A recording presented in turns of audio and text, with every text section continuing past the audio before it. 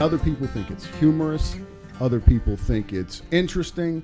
Other people believe it. Other people believe it. Yeah. And then it goes out. And then somebody who is not racist repeats it or says, have you heard this? And then all of a sudden, I jump on you because you said something racist that was started by somebody else and you didn't even know.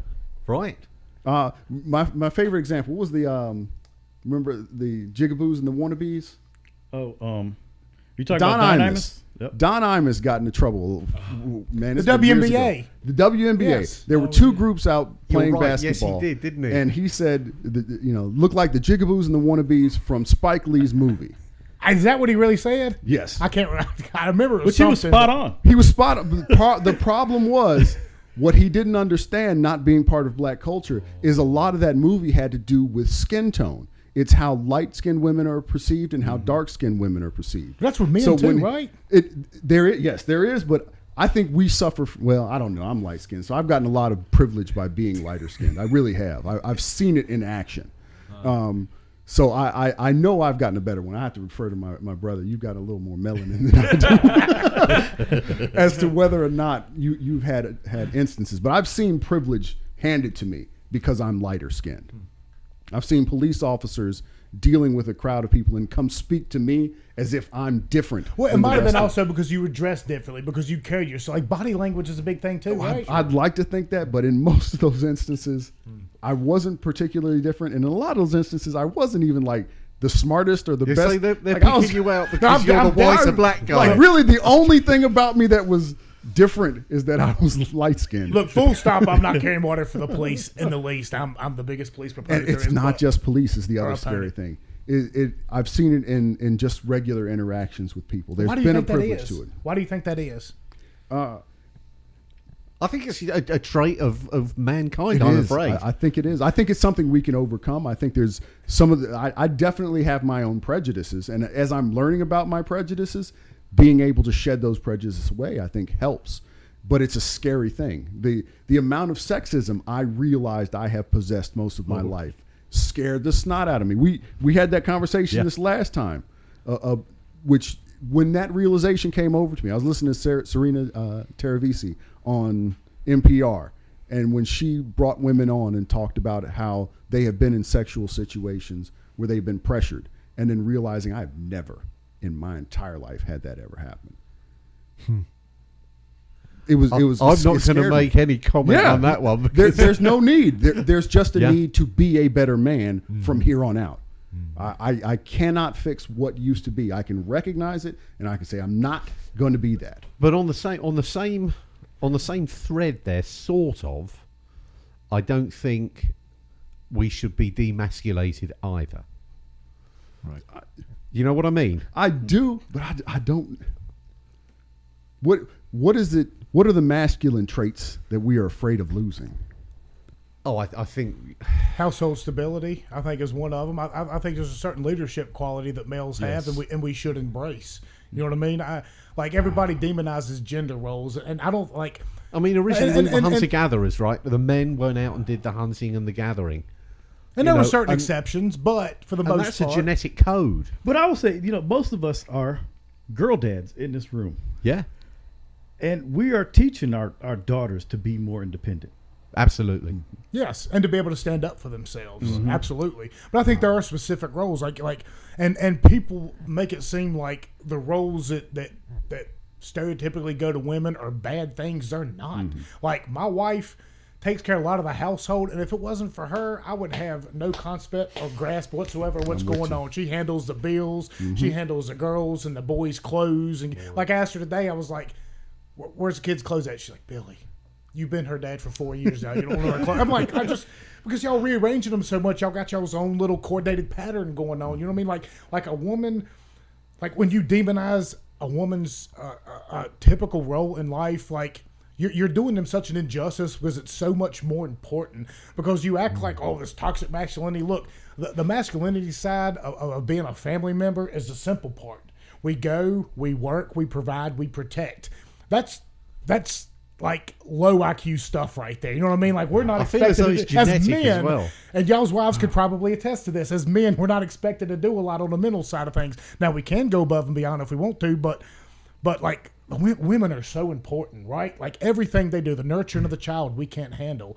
The operating of the household, you know, and unfortunately in today's society, not only are they required to do that, but they're also required to have to go work on top of that. So a woman's, like my wife is consistently just exhausted. I'm sure y'all all understand the same. I mean, like.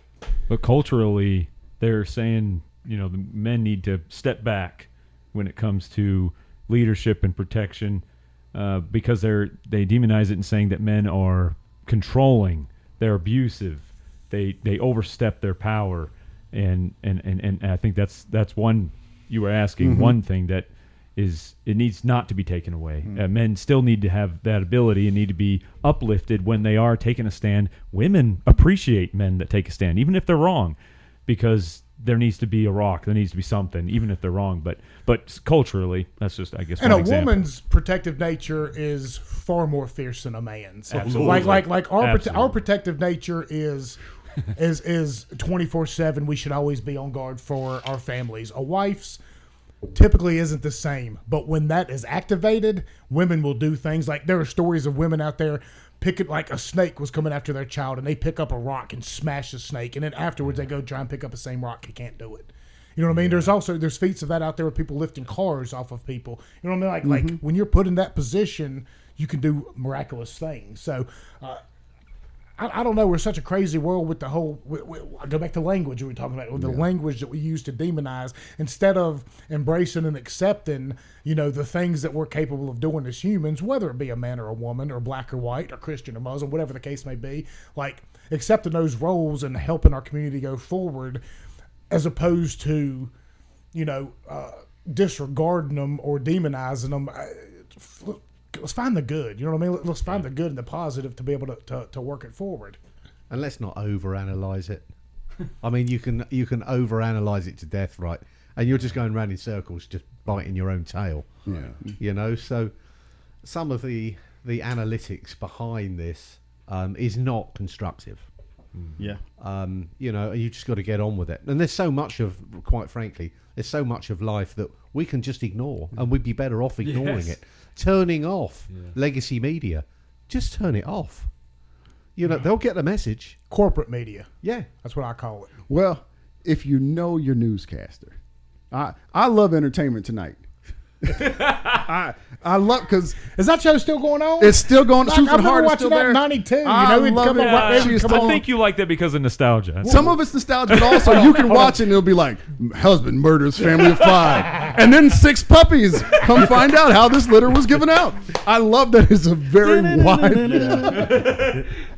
And it feels like I get a bit of every news, and they're not going to leave me on like just this heavy, awful thing. I'm going to get the puppy story somewhere in there at a national level. But I think knowing your newscaster, like I know what I'm getting from those newscasters. I know what I'm getting with Melissa Gaone. So making sure that we have access to newscasters that we trust, that we can put a name behind, I think eliminates some of that corporate media. But they've got to have the integrity to stand out. yes. And unfortunately, a lot of corporate media crush that integrity with talking points that yes. may be questionable. Yes. You know, so I just, you've got to have critical thinking. Yes. It's probably the most important element that we can give our kids is the ability of critical thinking. We, maybe part of some people's minds could think that we should ignore what BLM is trying to say, and they may have a point on what they're, where they're coming from, but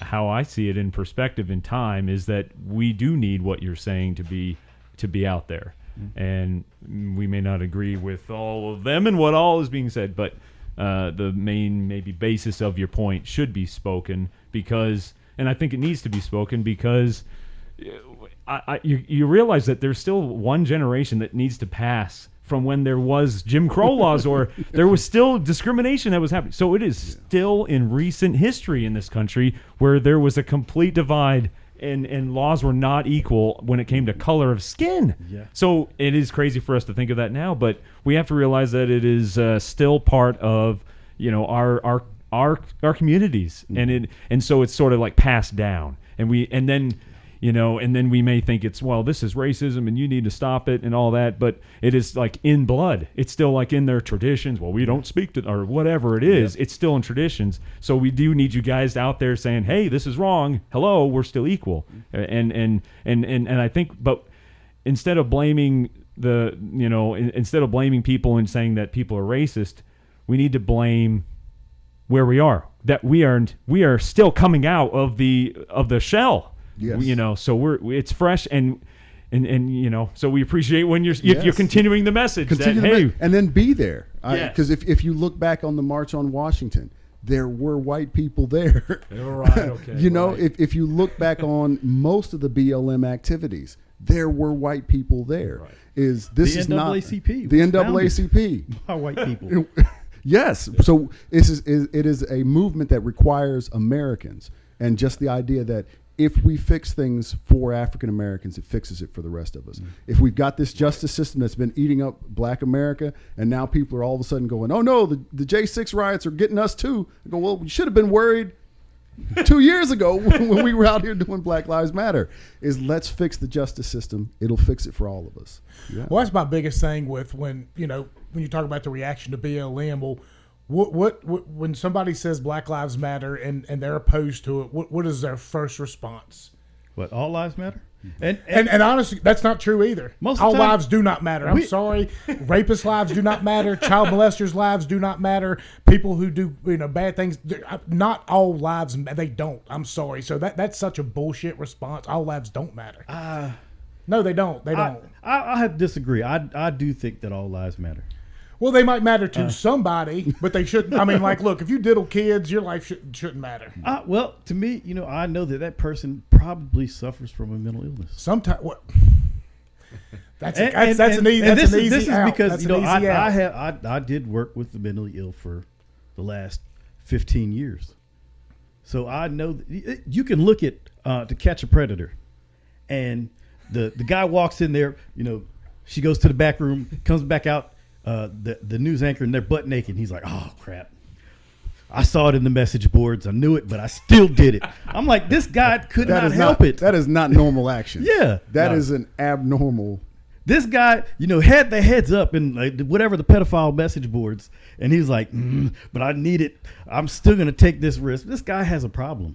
And I think recognizing that there's a problem is not the same as saying that problem is okay. Yes. If somebody has heart issues, we're not going to look at them and go, well, heart issues are all right. Live with it. The same thing is true for anybody who may have these kind of tendencies or issues. This is not something that needs to be supported, but it's definitely something that needs to be studied. It needs to be worked on. It needs to be changed. And we need to create spaces to do this without them creating harm for other people. So all the people on Epstein's client list are mentally, you think they have mental issues? No, I'm not saying everybody. Not everybody, but so there is a contingent of people out there who are just dirty, sick.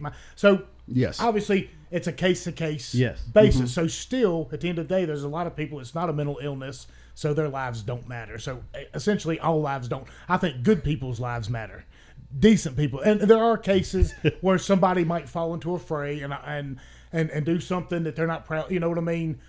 But they all don't matter equally. Then and we can agree to that. I think this is in terms of me. Right. My faith would dictate that they all do. All have sinned and come short of the glory of God. But not equally. I am a murderer if I have looked on someone as hate. I am an adulterer if I have lusted after. I am as bad as it gets. Period. Hitler is also someone who murdered. He and I are equal in terms of my faith. If God looks at me and God looks at Hitler, the time that somebody, this happened to me, somebody came to me, a grown man, I was 20, and asked me if I could help him pay for a meal, and I didn't do it. That is bad for me. That's it. That is terrible. And so for me to say somebody else is worse doesn't work. I'm as bad as it can get. The kind of humility it would have taken for a grown man to make that request for me, and I had money in my pocket and I turned him down, it's the same kind of action that would cause somebody to push somebody into a gas chamber. It's the same kind of belief. It's the same kind of negative intuition that would cause somebody to do something evil like that. And I've got that in me. So I can't be. But then again, this is a faith issue. You know, Right. I'm glad you said that because Yeah. this is something I've wanted to bring up on the show last couple of weeks because me and Bennett over had a conversation about this a couple of weeks ago, and I'll use an example. I won't say her name, for fear of all my FBI agents that are listening. We'll just say her name rhymes with Hillary Hinton. Honest goodness, I think she's probably represent the most evil part of humanity. And you go back to her days in the governor's mansion in Arkansas. We were talking about a prison labor earlier. You know, she was big into that and pushing that whole kind of deal. And that doesn't even probably scale to the things that she's, in Libya and all kinds of stuff. And I think to myself, man, what I wouldn't give just to, hypothetically speaking, what a lot of, just to rid somebody like this off of this earth. But then I got to talking to him about it, and I got to thinking about it. I was like, but at some point in time, you're going to have to face your maker. You're going to have to face your creator. And he's going to look at you and say you pulled off that. Say you did that. You eliminated this person from the world. Why did you do that? Because she was evil. And he's going to look at you and say, well, that was for me to decide. And my plan was for at some point in time for her to have a change of heart and then turn around and basically ask for forgiveness for everything bad she's done and then make a whole new life where she saves a lot of people, and you ruined that. So that really brought me back and really made me start thinking about a lot of the hatred that was in my heart and a lot of the things that I think about, and a lot of the things that I would like to see done. And as much as I think so many of these people in the world deserve swift justice, that's for God to decide at the end of the day, because you never know what he has in store for that person. If you ruin his plan, now you have to answer for that. That person that they have to answer for is inconsequential because it's all about you. If we can extend the same grace that we desire, things will get a lot. So it makes it really hard. It does, because I want to take all these people who do bad things to children and throw them in a freaking wood chipper and be done. That's what I really want to. It's hard, but we have to pull ourselves back a little bit and think that you don't know how somebody else is. We know people that have been accused of terrible things, whether they did it or not. We know that they have turned their lives around 100% and been a complete and total success. And if they were accused of the heinous things that they did, I don't think they would stop there. You know what I mean? It's something because something that heinous. You know who I'm talking about. I'm not going to mention his name. You know who I'm talking about? Yeah, keep going. Anybody that was accused of something like that is going to do it. You know what I mean? You're going to do something like that again. And if you don't do it again, then you've been rehabilitated 100% completely. You know what I mean? So you have to find that common ground and just understand that there's a plan that God has and live your own life as best you possibly can, and don't let the hatred in your heart get the better of you. Well, I'd like to add that, most African Americans are forgiving. You look at what the Clintons did to African Americans with the prison pipeline they had going. Y'all were too forgiving, I think. Majority of us voted for her. We were also on board too. When the media told us that black men were dangerous and were killers, we believed that about ourselves. So it's not as though the black community was innocent. We voted for many of these. Black senators pushed a lot of this legislation as well. And that perplexes a lot of people. And I think that confuses a lot, like a lot of people like me. I'm like, how can you continue to vote for this when you know these are the people responsible for doing these things? And the same for me. That's why I don't vote for Trump. All things he's responsible for. That's why I regret voting for Bush. The only person I've ever voted for. We're willing to forgive. She Spike. admitted to her wrong. Yes. I think But did she admit to him because she really, truly, or did she admit to him for political reasons? We don't know her motive. We don't. But we what we know know that is she was political willing motives to- are more valuable. Yeah. But also the same goes with She holds slavery. them in greater value. Well, so do we for our politicians. Yeah. Like, I don't need her to be my pastor. No. If I'm electing her to office, if she doesn't believe in something, I still want her to vote the way she talked about. Right. And so We're just not holding their feet to the coals on that. Yeah, and I'll Sometimes, say yeah. the same goes for slavery. If you're expecting us to do what you all did to us, it's not going to happen. We forgive you. We'd like for you to admit that it happened. we all know that it maybe happened. I mean, maybe move that Confederate flag from in front of the courthouse. It's a statue, not a flag. Now, There's come on now. there's a Confederate It's two flag on the Confederate- it's statue. Is it really? It is. I've never even looked at it, Yes. so I couldn't Etched even. in And we've stone. had this discussion. Me and Simon both have said move it to the Veterans Park. Honestly, like we don't care. I mean, it's inconsequential. I think that's something that's the least of our problems we've got. It's getting that way. You know, one thing I wanted to bring up to y'all gentlemen, since we got you here today, and since it's such a huge topic nationally right now, is the whole immigration thing. Like, because we are being flooded by immigrants, and these immigrants right now who have no stake in the game, who've never been here before, are What do they getting want? quite a few things. They're allegedly they're getting, debit cards are getting housed. They're getting housed up in New York. The mayor's putting them up in hotels. What do we think they want? Jobs? I don't hear. Well, A better life. well, that's a whole different Yeah. conversation. To me, well, no, that's a whole different. Can we get 300 of them here in Franklin County? Well, no, hold on. That's a whole different conversation. Maybe we'd have a 24-hour Walmart and a Dollar General that stays open on Tuesday. But what I wanted to get to though is Maybe. the funding, the money that is going to support all of this. You know what I mean? Y'all, as members of the black community for years and years and decades have been fighting for these things while your communities and major cities specifically continue to be in poverty and continue to be drug-ridden and crime-ridden. And yet all this focus now is be putting on immigrants, and they're completely, leaving Americans and the black community completely left behind. So, I mean, but I believe it would work the same way. If immigrants' lives matter, then black lives will matter.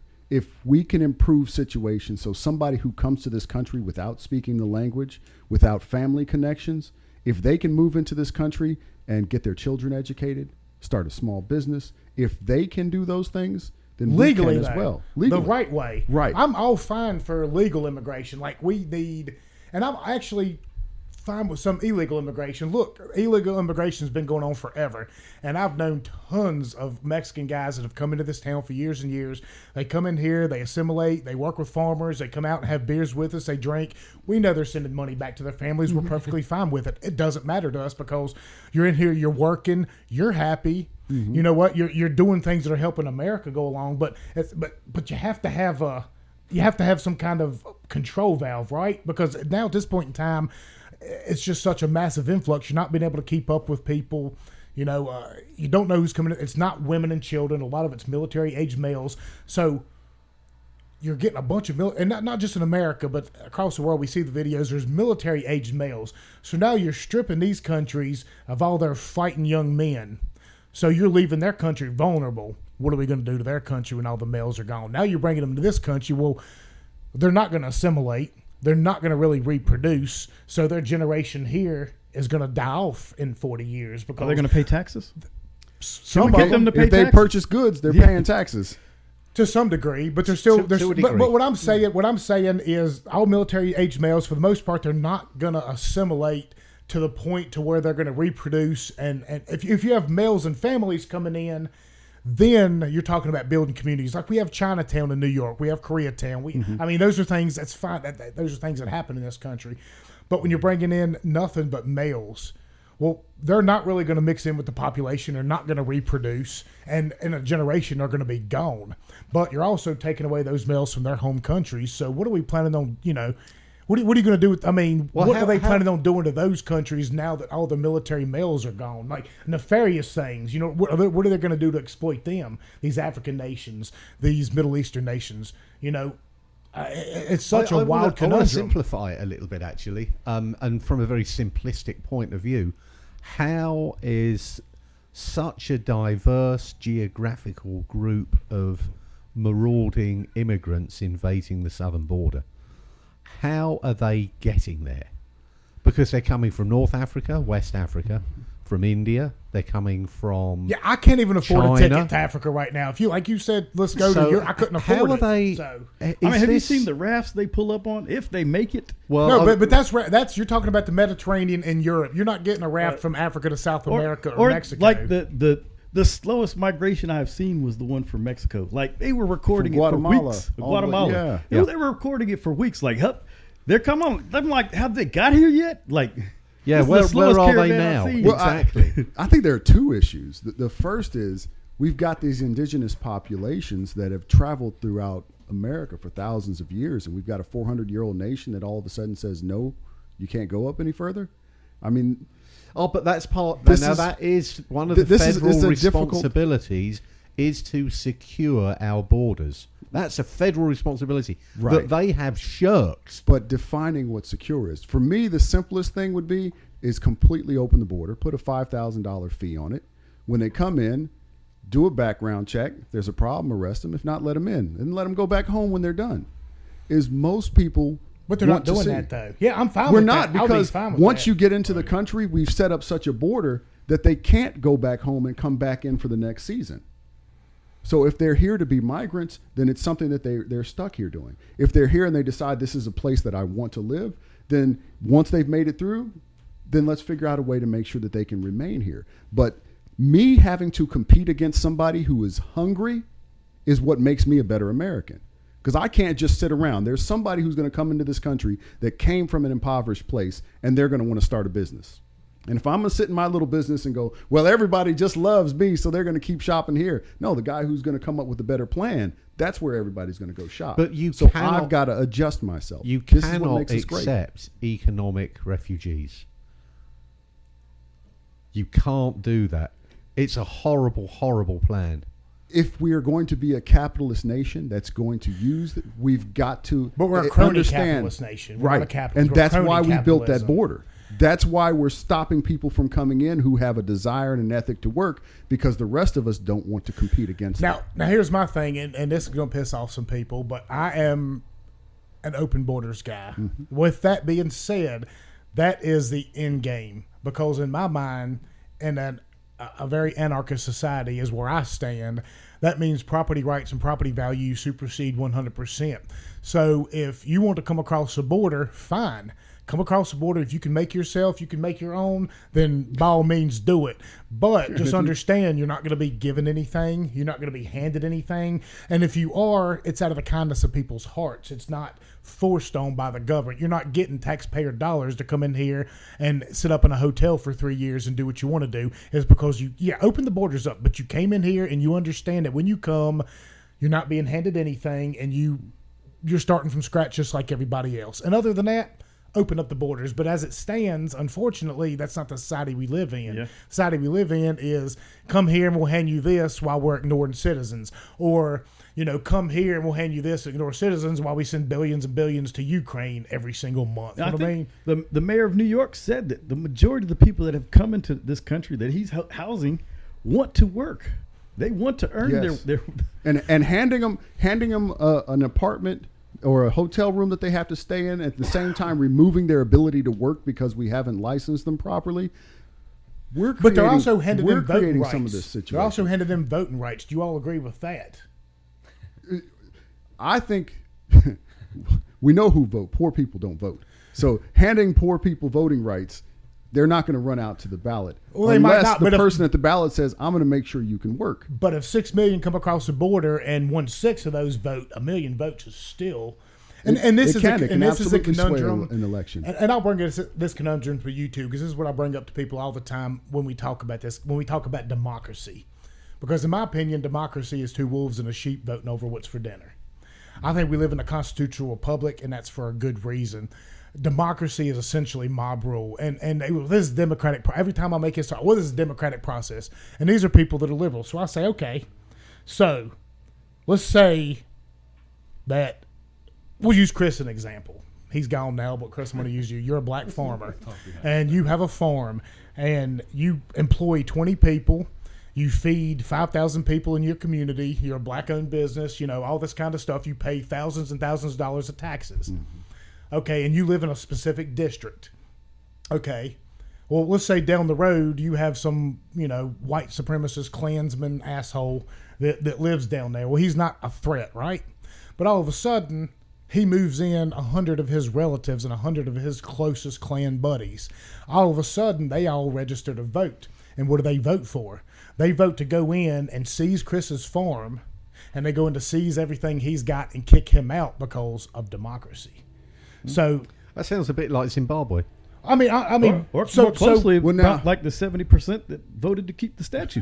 yeah, that's what I'm saying. But like, just because it's democracy doesn't make it right. And that's a prime example. Just because it's democracy doesn't make it right. I don't not think a it democracy. does. I've got to correct everybody in this room now. Yeah. This is not a democracy. No, that's what I'm saying. That's my argument. Yeah. Is I make that argument, and that's why I bring that specific example up. I'm saying, so if it was a black farmer and 25 Klansmen moved in and voted to take it over, would you be fine with that? No, obviously they wouldn't be, and nobody would be, because that's bullshit. Part of the narrative that we're seeing now with corporate media is that the word democracy is what we're describing our political system as, and it's absolutely 100% incorrect. Yeah. We are a constitutional republic. That's right. And it's significantly different on how it operates. Well, So I do get the analogy that you've brought up, and I agree with it 100%. But it shouldn't be like that. let me push for democracy, because the word democracy, the two parts of the democratia is the people, power. And if we think about the preamble to our Constitution, begins with we the people. So we know the Constitution absolutely begins with the idea that the people. And at the end, after it lists all the things that the Constitution ordains, it follows that up with do hereby ordain. So we the people have made the things in the Constitution possible. So when we talk about democracy, we the people are responsible for keeping up with the domestic tranquility, for all the things that are required inside the Constitution. When we talk about democracy, that's what I think of as in terms of democracy, is you as a person have the responsibility to make sure the things in that Constitution are upheld. What we've always been afraid of is that there are some people who live outside that democracy. There are people who live outside the Constitution. There are people who are not we the people. And we define them in the Constitution. People who were enslaved in the beginning were 3/5 of a person. If you were indigenous, the Constitution said you were not a citizen. We know that there are people that Constitution has removed. But the more we have added people into it, giving African Americans the right to vote, getting women the right to vote, making sure indigenous populations are strengthened, the more that we make we the people the stronger we get. When we say democracy, I think especially amongst liberals, I agree with that's who we're what you're talking saying about. here. Absolutely. Right. But I don't think that's what's always heard when we say democracy. Well, it involves us abiding by certain constitutional obligations. Yes. And that's where, as a citizenry, we do get the power. And having people of integrity is where the problem, where we've elected maybe not people of integrity into positions of representation of we the people. This is where I've got a lot of issues with how the political system is absolutely out of control. I know an immigrant they are very upset with those who have come in and taken the shortcut to living here. Yeah. They've kind of passed them in the line, if you will. When I got my green card, having lived in... Yeah, Simon's an immigrant. Hold on. I forget sometimes. I'm an immigrant, right? So I was living in Turks and Caicos at the time, with my wife and eldest daughter. And we applied from outside of the country. So I had to go through the consulate in the Bahamas, in Nassau. And it was quite a long process. It took about a year for me to obtain the green card. And I was back and forth there 2 or 3 times. And when I finally got there, they said, "Oh, Mr. Winch, we've got your green card. Congratulations. You can come and pick it up." I thought, absolutely fantastic. Flew up there, went in, and behind the bulletproof glass of the immigration consultancy, whatever department it was, she, slides me my green card. "Congratulations, Mr. Winch. Welcome to, the United States." I said, "Oh, thank you very much." Finally got my hands on the green card, and as I pick it up, she goes into the microphone. "You do realise you would have got this much easier just by running across the southern border." And thank God there was bulletproof glass there, because I'd have choked her to death. It was just like, how insulting is that? I've done it the legal way. And then it just gets belittled by, well, you'd have been better off running across the southern border. I think we need some documentation for illegals. We need to create the path for seasonal workers to be much more open. And a path to citizenship is the correct way to do it. I think the illegal crossings of undocumented, whatever you want to call them, I'm still an alien. And I find that actually quite an offensive word, to be called a legal alien. You know, at the time, I was a legal alien holding a green card. Yes. And I still had the problem there of taxation without representation. So I was being taxed. As soon as I moved here, I got taxed up the arse Yes. with no right to vote. So that has that argument as well. Now, but I'm okay with that. And I think a lot of immigrants would be okay with the green card example where they don't have the ability to vote. And I think that's, in certain situations, is correct until you get that path to legal citizenship. But it shouldn't be an easy path. I'm not saying it shouldn't be out of reach. I think we should welcome immigration. It's very healthy. I mean, for the first thing, and I hate to be so brutal about it, it actually increases a tax base and will make us all richer. Because they will end up paying taxes. That's a beautiful language. Is how do we welcome immigration? If we change that to the conversation, I think left and right we don't have much trouble. I think we'd be in a good place. How do we welcome immigration? And it's just a very complex topic. But I think that's why we get afraid. But it should be so much simpler. Yes. You know, but unfortunately, you've just got DC's full of attorneys, Yes. full of special interests, and full of lobbyists. And I'd get rid of all of them. Well, but even after you get rid of that, you still then have 50 states with 50 different views of what immigration should be like. Exactly. 50 different examples of what. So the it'll federal never be government easy. is the only entity that can actually resolve this. It is. And simplicity is the way to do it. Yes. Are we asking for an update of like the 1800s law on immigration, maybe? At least a Oh, review, man, for those get goodness scary. sake. Yes.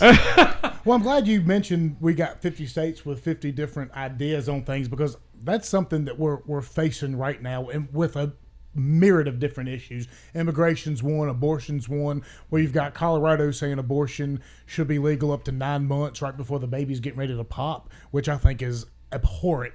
Then you got Oklahoma, which is right next door, that's saying abortion's completely illegal. So, you know, as that an example, what happens when somebody from Oklahoma gets pregnant and then against the father's wishes goes across state lines? Now we're talking about, you know, what's going to happen here. Are we going to send agents from Oklahoma in to arrest them? When it comes to immigration as well, where California is allowing it and maybe Texas isn't, why should Texas be beholden to the same constitution as California when they're not abiding by the same federal, which the California is, with the sanctuary cities, is breaking federal policy. So how do we move forward when states are obviously moving towards such different and far-reaching They're ideologies? opposing ideologies. But those are what states' rights are about. They should be. That's what they're about. They should be. But as a union, But As long as those states' rights don't supersede the Constitution. so long as they don't, they cannot. Actually, they cannot. Well, I think that Federal- is the argument Yeah, now with they- the overturning of yeah. Roe v. Wade. Yeah. And that's put that, front and centre. It has. And I think, it's caused a political upheaval that we are going to see for decades. Well, and my question on the other end, how many of these, so of the women how many are this type of woman that would go have an abortion against the her father? Like, a lot of these kind of women? We don't, but I assume when you get to more urban population, it becomes a different thing. You know what I mean? I think it's that's what different worries depending me. on the cities and Right. rural areas, because we're more Christian oriented around here. We really are. When you get to cities, it's a little bit different. So I really can't speak for the women in cities, but I know around here, no, it's not something Right. Maybe like right away I find out, but not 8 months into the thing. But we had this conversation last time about Yeah. pro-life and pro-choice. And I remember you asking me very directly, are you Yeah. pro-life or pro-choice? I said I'm pro-life. But, and there's a but. And he brought this up on his show. I remember this specifically. And His and it- gotcha moment. That's your gotcha That's moment. my gotcha. It is. That's his gotcha moment. Well, Are you well, pro-life? because it is Are a you very pro-life? binary choice. And you asked me that, and you asked about rape and incest, and I said no. Still, I'm pro-life on that. Right. And that is, Well, I'm not. Right, I disagree. I'm not either. why? um, Now incest is easy because incest, if If it's happening, Well, it's that's against consensual. God's law. Incest is a cop-out. If it's consensual, That is then against it's, God's law Right. to start. Well, But but if most it's, of the time, but if incest is actually a rape. then it makes it rape. We don't then, want to talk then about. consider it Uncle rape. Joe did then something don't consider terrible, it as incest. Consider it as rape. and we don't want to admit Uncle Joe's a rapist. So we just go, oh, that kid was born because of incest. But I most of mean, the that's all time- British royalty. So I mean, what are we talking about here? how many of your old people do y'all hide up in towers because they're deformed? That's happened quite a bit throughout history. Actually, there was the last sisters of the Queen Mother died not that long ago in an asylum in Reigate, Surrey, and had been there for their entire lives. Not known, not discussed, not talked about, under the rug, and it only came out very recently. Now I'm curious. You're about to define pro-life and pro-choice. Yeah, I'm in curious your about it stance. too. Yeah. Yeah, it's a perplexing one because it's not. You said it's like a black and white. It's like a math query, right? You either got it wrong or you got it right. Math is one of the most simple things to grasp because you've either got it right or you got it wrong. You know that problem that you've been not presented. Schrodinger's pregnancy. Yeah, there's no grey areas. But I think with the pro-life and pro-choice, there are some grey areas in there, such as incest, such as rape, such as deformity of the infant that may endanger the mother's life. So there are certain grey elements to a pro-life argument that I would be criticised by saying, yes, I'm pro-life, but when it comes to certain instances, I think, abortion is an option. But when it comes to the mother's health, and that becomes a decision either or, and that's a very rare circumstance. So I mean, I think something like that, when it comes down to, I mean, you're talking so very rare. When it comes to rape, and believe you me, there is nothing more abhorrent on the planet than rape. What's the term where the pregnancy takes place in the fallopian tube? It's ectopic pregnancy. That can definitely threaten the life of the mother for sure. Yes. And there are quite a few.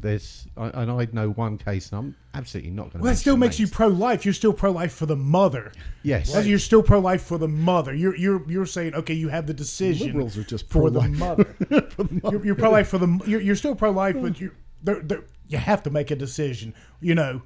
So when it comes to there's grey area. There. What I that's will not very say, great. It's not a math. For it's liberals, not a math analogy. for liberals, the belief is women and their doctors are the ones to navigate the gray areas. I don't not think men the should. I agree with you Right. there. That's Men why should not that's be why making we this think law. No, if we men make should be abortion, making these decisions too. That's your child as well. That is you both in with an agreement. You both sat down and decided you were going to have intercourse, and you should know the consequences of what could happen if you don't protect yourself.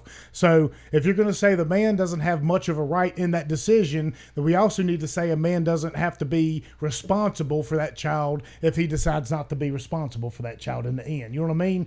which we've done a pretty good job of historically of giving men that kind of opportunity. Not really. How many times does the man get custody? It's like 80%, 85% woman, even if she's not, fully capable of doing it. Or how many times does the man go to jail? How many black fathers are in jail for not paying child support? How many white fathers are in jail for not paying money?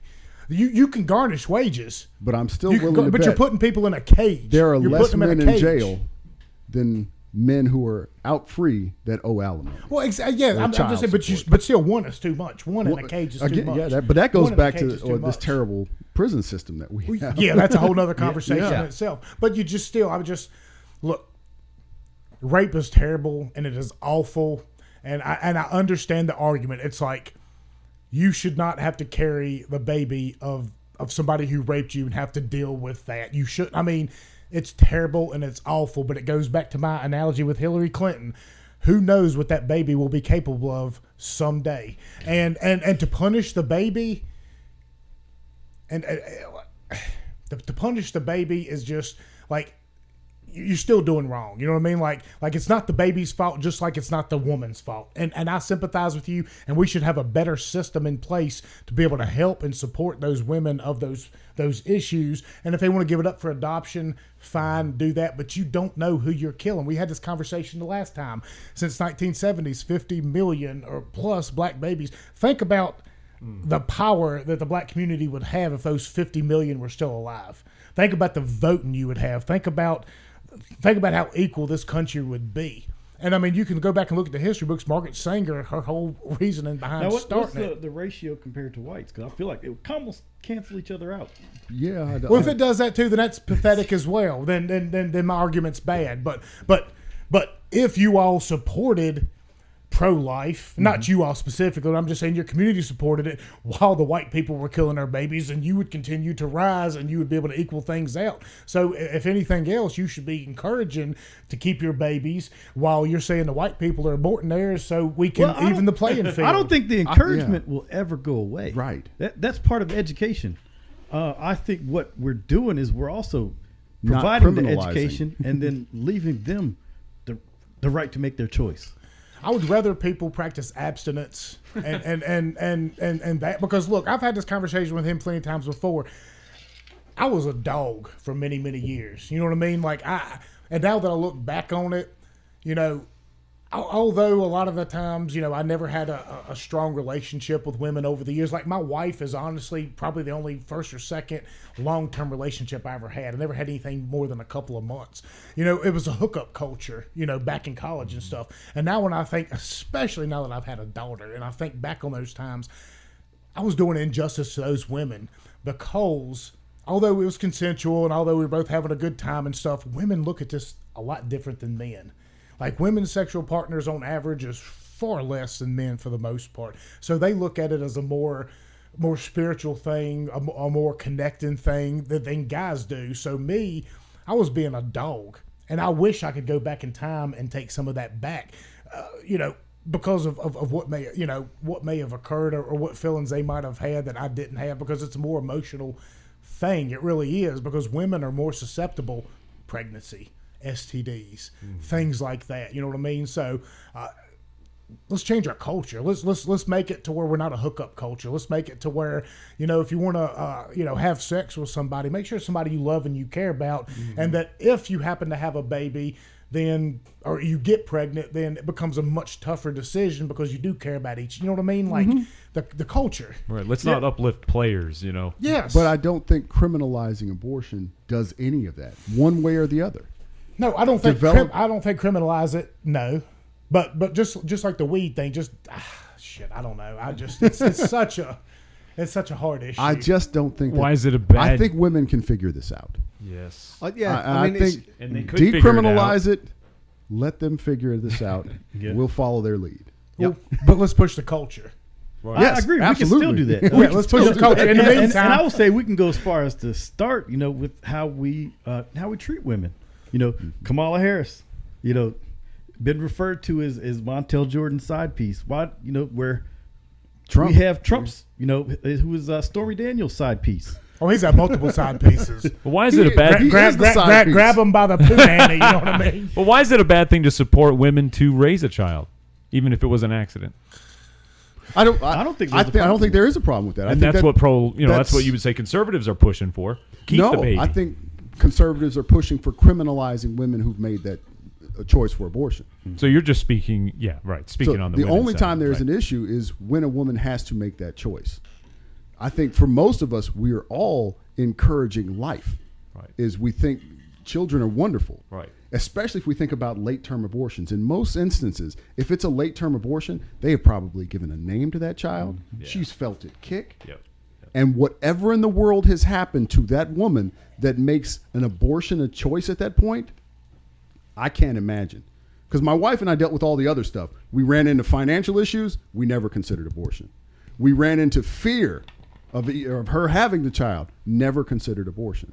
So whatever it is that causes a woman to consider an abortion is something that I can't quite imagine, and I don't think I should make it illegal or punish her. I'd if agree she with falls that. into that I'd answer. agree But with that 100%. then again, we're also coming from a rural cultural perspective. Yes. There's a lot of people probably and I'm just speaking in hypotheticals, in cities that may look at it more as a birth control option, and maybe those people we should start encouraging to, be more proactive in abstinence or protection or something. I agree. Like that. Education is the key.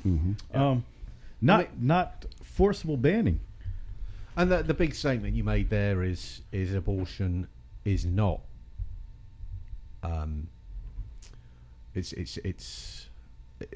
What's the word I'm looking for? It seems horrible to me. It seems Yes. wildly invasive and uncomfortable, and I can't imagine anyone choosing it as a first option. Well, it shouldn't be used Multiple as a times. contraception. I can't And imagine that concept where As- certain young ladies have had multiple abortions and are using it as then at that point A we really need to contraception, figure out how to there's a problem extend there. some mental health, because choosing an operation as a way of navigating a $5 pack of condoms, something else is going wrong that we need to figure out how to create support for. but it's a woman's solution. But it is a woman's solution, because I don't think we can step in. But public education, because we were talking about education, how to get you guys to help us support We gotta wait for public Billy. We gotta education. wait for Billy. Oh, we gotta wait for Billy. Oh no, we can I don't know catch if you can Billy. have dead air though. I bet he's still listening. Yeah, I don't know if you can have dead air. Getting you guys to help us support public education, especially in Franklin County. Well, now that you've touched on something there.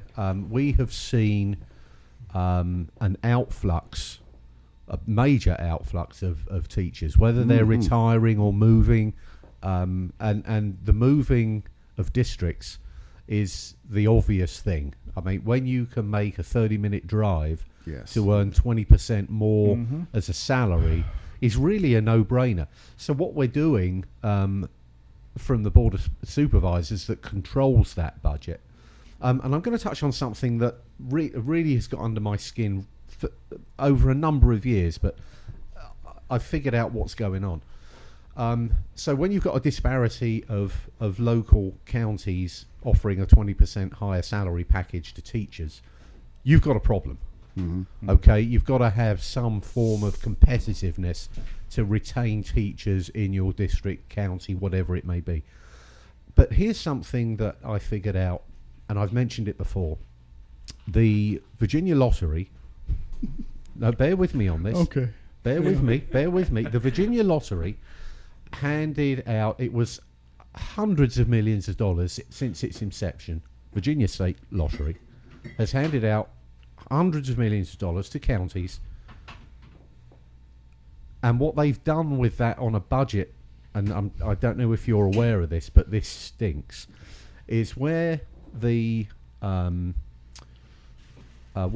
fund from our property tax is sliced up into percentages, and a certain percentage of property tax goes to education. That chunk, let's say, could be $200 million, right? In a year. Now I'm just making numbers up, so don't hold this as accurate numbers, but the concepts you should be able to receive. So let's say that the Virginia Lottery actually pays Franklin County $3 million a year from this way of giving back to the community. What the Board of Supervisors does is, where you've got 200 million, they will take out of that 200 million, they'll remove that $3 million that they're getting from lottery, they'll remove that and put it into a general fund. I'll call that a slush fund, because I know that's exactly what's going on. And now you've still got the $200 million in the fund from taxation, but they've taken that out of the fund. Now, where that fund should be $203 million a year, it's still $200 million, and they've taken something that they have no business taking out of the education portion of our taxes. So we are shorting our education, which is it's accounting shenanigans, and I've got an issue with it, and I'm going to be bringing it up. That would be paying for the shortfall of salaries to make them competitive in the market that we're in locally with Roanoke County, Roanoke City, where we're losing all of our teachers, but they're doing a shuffle with funds that, quite frankly, it stinks. Yes. It stinks, and it's not right. That lottery money should be an additional fund to the apportioned element of taxation that is cut away for education from property tax. And there's if we solve that problem, we're back in the game. How do you get people to vote for higher taxes? It's not higher taxes. You're not paying any higher taxes. What's happening is you are correctly apportioning the funds that was received from the Virginia lottery that they give to education in each county, and instead of withdrawing that and doing a little Mexican bloody two-step Yes. with it, instead of you're adding to it. But That's the, not but the increasing county taxes. slush fund is not huge. Yeah, but they shouldn't be taking money from the education Right. fund into their slush fund. But the slush fund isn't huge, so most of this money doesn't end up in the slush fund. Most of this Well, money, it ends up in a general fund. I think most of the money ends up back in our pockets where we're paying less in property taxes. And No, I don't see it that way. If we compare ourselves to the rest of the counties that are paying their teachers higher wages, I'm willing to bet they are also paying higher property taxes. Because if they're employing the same accounting shenanigans, then yeah, probably they are. Yeah, because I think a lot of it comes down to taxation. Our schools are taxed by, or paid for, should be paid for by us. About 40% is paid for by us. The rest of it we get from the state and the federal government. If we want better schools because of funding, we need to spend more money in funding. If we want better schools, we could just show up. Honestly, if people in this county showed up to the schools and sat in as lunch monitors, they came in and rode the buses with the kids, go in and volunteer, sign up to get volunteered. If we did this as a community, the value of those jobs, supporting our current teachers by giving them a full lunch to eat lunch without having to deal with their kids, the teacher they're going to get for the PM is going to be so much better than the teachers we're getting for the PM now, who've had to work with their kids all morning, cover a lunch, and then go back in and work the afternoon. There's two ways we can tax ourselves. We can manually tax ourselves, get into the school system, or we can pay more money and get more folks. You'll never get me to ride on a bloody school bus. Go to lunch. Well, that part you will love. though, like, Go to lunch especially at the Giroux Center or the middle school. Volunteer to do lunch duty at one of those places. I think you're going to fall in love with middle school kids. Don't do the elementary. It's too much. I think you have too many snotty noses and people at knee length. But the middle school kids and Now, hold on, the the middle jokes they school make, kids, though, you're they're all going to going love. through those changes and stuff, Yes. through those emotional Yes. changes and stuff. I And- mean, we know what we're talking about here. I hate to say this, but middle school humor and middle-aged man humor somehow meshes very, very well. Man, middle-aged man, I'm glad you So clarified. if you volunteer to go to those lunches and cover for some of the teachers, you're going to fall in love with the kids in Franklin County, which is used to be how we kept teachers. Is we had these kids in Franklin County that were just amazing. And it wasn't worth the extra dollars to teach the kids in Roanoke because our kids were so great. I think we still got those kids. We just got everybody stressed. We got to release the the teachers pressure. are stressed. I've talked to multiple teachers over the last few months, and they've come up to me and be like, I'm just trying to hang on for my next It's few too years much. just so I can get to my pension, my retirement. And I'm like, that shouldn't be. Yeah. That shouldn't be the mentality of teachers. It shouldn't be. And God bless them. Like, these people have talked to me. I know they're wonderful people, and I know they're trying hard. I know they care about their students, but I think the system has made it so hard on them that it's like, you got to look after your mental health at some point in time, and that's really where it's coming into effect. So when you got teachers that are saying, I'm just trying to hang on, then it's hard. It's hard for them to put in their full. It's hard for them to put in their 100% when they're fighting against such. And we got way too many administrators too. You've got 50 administrators instead of when you can probably knock that down and still pay your teachers more. So even if that teacher doesn't become administrator, it's not that big of a leap. You know what I mean? Like, you're still making, say, $60,000 a year as a teacher, but you have 20 less administrators or whatever the case may be, and whoever may be the administrator might not be quite making as much, but you're still finding the best for that administration job. And y'all know well about this. Your family's been administrators. I have answered to your family for I have had to answer to them my entire life, all the way from elementary school to high school. So we know well about this. They've done a phenomenal job, and I think they've earned that right to be there. But there's just so many positions available now where we have so many administrators. There's just kind of, it's taken away from the teaching aspect of it. Like the janitor of a freaking high school should make more than they do because they put up with more BS than anybody. A good janitor, especially they during put up COVID. with more BS than anybody. Not they're only cleaning that, up puke, they're cleaning up crap. You know what I mean? They deserve more money. The bus drivers. the better a janitor is. Yes. The The bus teacher's drivers. assistants. I was a Yes. teacher's assistant for 2 years. This was in a year and a half, 2 years. This was in like 2009, 2010. I made $1,400 a month. $1,400. That's no What way is to that? convince you to I was become a living with teacher. my parents. I had to live with my parents. Now, granted, that was time of my life where I was like, all right, I'm going to live here, take my money, and I'm going and traveling around and seeing whatever's left of the Grateful Dead. So that's what I would do with my money. But there were a lot of teachers, like Miss Chittum. I remember her she was one of my, a lot of them were doing it just because the health benefits, because you did get a decent enough health benefit. But $1,400 a month for some of these ladies, they Become a teacher would give you $800 more. And I'll say a lot of them did it because they care about the kids that they're Well, working that was a with. big part of it too. A lot of them cared about the kids, fall and it in was love with decent the enough job. health insurance. You, but the you will $1,400 too. a month You start going is into the not. middle school. Well, the thing about the janitors, I thought of something. I mean, it's a little bit amusing because I'm going to bring it up as a bit tongue in cheek. But with this introduction of unisex bathrooms, right, you're probably doubling the janitor's work because boys just cannot aim right. Okay, so they're going to be, and the girls' bathrooms are always cleaner.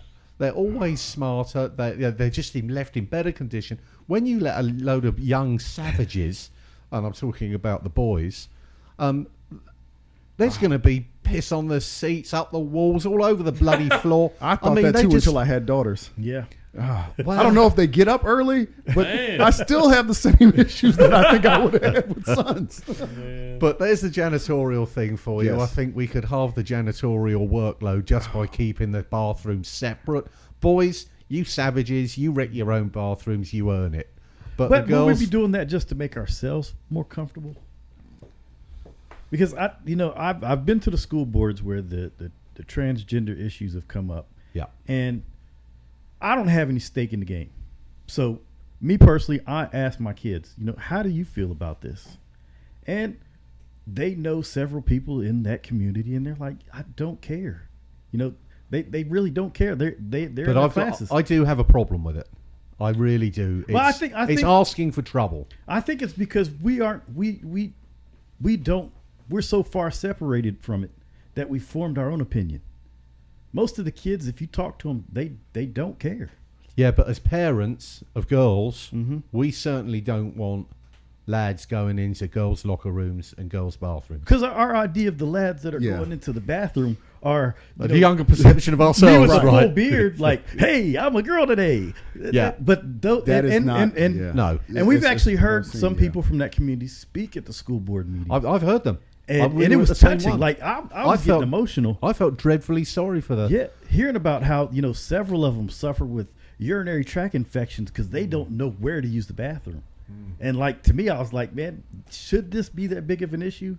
To me, when my daughter doesn't care and this person's going through something, that they shouldn't. Give them the option, but I think making them all unisex is a horrible decision. Yeah, you shouldn't. If you were born a certain way, look, we all once again were thinking back to when we were kids and the things we would do to get a peek. You know what I mean? Like we were boys. You know what I Yeah. mean? The things we would do to get the lengths we would go to get a peek. And now it's like, well, what's the lengths you can go to peek? Well, I can pretend to be a girl and I can go in here into the girls' like. I don't think that should be. Girls, if you were born one way and another way, look, have a private locker room for yourself, but you shouldn't be in there with other girls because it's easy to lie about it. You know what I mean? Like I could go out here tomorrow. I don't think it's going to be that maybe easy to for lie a about. day. Yeah, but I don't think anybody's. a Us year back in the day, we went to high school together. I don't think either of us is going to change our identity. No, we wouldn't. But that's a whole different world today, though. It It is. really is. We got to admit that as a whole different. It We're is. in an online world these days. But- we're a but- world where TikTok and Instagram and being as crazy as you can gets you likes, and that dopamine rush gets you. Like your online It is, I persona is far more important. Back then, we didn't have an online persona. But- it was whether you were smart or you could play sports, whether you were a decent person. Nowadays, it's how many followers you have. But on this. also, our kids are more accepting. Like, When we were in high school, But that's not always. how many people did we have that were gay? Openly. I know. Openly. None. Because it really wasn't an environment. I know you can't say Sherman wasn't open. I think he left before I got there. But I know we didn't have the people that are out now from our class. No, I remember. Yeah, there's tons of them. I've seen them like, holy crap. It wasn't an environment where they could have, hey, I'm gay. Because it was a different time. But it also might be social pressure. This is such a crazy topic because I think there are a lot of people out there that are gay, and being more open and acceptance and not just gay, trans, whatever the case may be, and they are that, and obviously be accepted. It doesn't really matter. Mm-hmm. But then I think there are a huge contingent that this is like it's like an accessory. You know what I mean? Like it's the fad. It's the thing to do because there's so many people out there now. You know that all these things in college. I know a handful of people that were lesbians at some point in time. Now they all have husbands and families. You know what I mean? Like so were you really a lesbian, or is it just a phase, or is it something? You know what I mean? So there's so many psychological issues going on with this. It's such a crazy hard topic. It really is because you can just pinpoint one thing and make an argument, which I think is disingenuous, like the case in Northern Virginia, where the child was raped in the bathroom or whatever, and then went to another school and did it again, and the guy got dragged out by the cops from the Board of Supervisors meeting. One of our former guests on this show represented that gentleman, in this case, and he ended up winning. But it's all. We all, what's the word I'm looking for when you make things bigger than they actually are? We sensationalize things. And that's a part of we sensationalize way too much. We need to understand that there are people that think different, act different, and this kind of nature. Be accepted and understandable, but we all have to have a line. We all have to have a line. That line is, don't cross it. And when you cross that line, we at least have to be able to call it for what it is. And I think that's what most people... As somebody who's in the middle, because I know it's all a right-left dichotomy, I think a lot of the people on the right just want their line to be drawn somewhere. Well, and say, look, I think this has to be the argument, we as heterosexual males shouldn't be the ones to draw that line. But no, us as parents should draw that line. No, us as parents, though, should be able to draw that line when it comes to schools, though. Yes. Our children are our responsibility. When you get to be 18 and outside the real world, no, that's up to them people. Mm-hmm. But when it's coming to our children and our government taxpayer-funded schools, it's the parent. It should be the parents' line. What is the line? How do you draw it? When they're promoting transgenderism and all sorts of mental illness topics that can be construed as such, they're getting damn close to grooming. What is promotion? How do you promote? I think when you're exposing, I don't think. I'd like to keep the child's innocence for as long as possible, and when you're talking about graphic sexual content, anal intercourse, this should not be being presented to our young children. I don't think any intercourse should be like family life should be just basically about reproductive and how it works, but it's just gotten so convoluted. Like that should be up to the parents. But I also understand there are a lot of issues and there are a lot of situations where the parents are absent, where the parents don't care. And this is the problem we find ourselves in is that's a societal problem. It is. It's a societal problem because you got parents that are absent and just don't simply care, and then those students are going and looking for this guidance from teachers. Yes. And at the end of the day, it shouldn't be up to the teachers. It should be up to the parents. But if the parents don't care, then the teachers, what do we do? What do we do?